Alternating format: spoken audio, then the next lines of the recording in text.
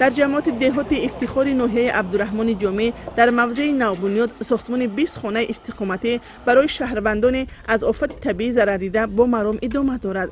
رئیس ولایت قربان حکیم زاده ضمن سفر کاری از رفت کارهای بنیادکاری دیده نمودند. عین زمان برای 20 عائله از آفت طبیعی ضرر دیده که منزل‌های استقامتی آنها در نتیجه لغزش زمین پوره خراب گردیدند، ساختمان خانه‌های استقامتی ادامه دارد. ضمن سفر کاری رهبری ولایت از این موضوع دیدن نموده تاکید داشتند که برای وسعت بخشیدن کارهای ساختمانی تمام شرایط مهیا می باشد.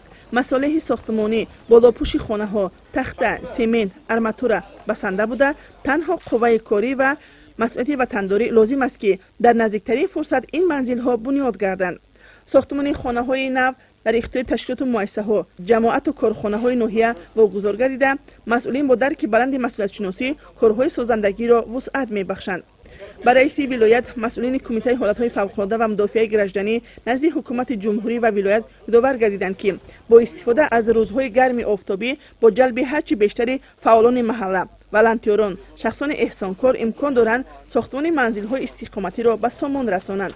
ضمن واخوری به رهبران تشکیلات مؤسسه‌ها رئیس ولایت دستور دادند که در نوبت اول باید آب نوشاکی، خط برق تامین گردیده، راه‌های این محله نوبنیاد تعمیر کرده شوند.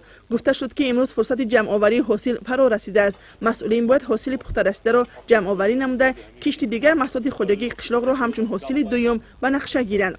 مقصد آن استفاده کردن هر قطعه زمین و رویاندن حاصل دلخواه در بهداشت روزگاری مردم مساعدت می‌کند. در سمت کارهای ساختمانی نقش کمیته حالت‌های فوق‌العاده و مدافع گرجدنی نزد حکومت جمهوری و ولایت به غایت بزرگ بوده. مسئولین تلاش بر آن دارند که در برابر وسعت بخشیدن کارهای بنیادکاری در بهداشت روزگاری ساکنان سهم ارزنده خود را گذارند.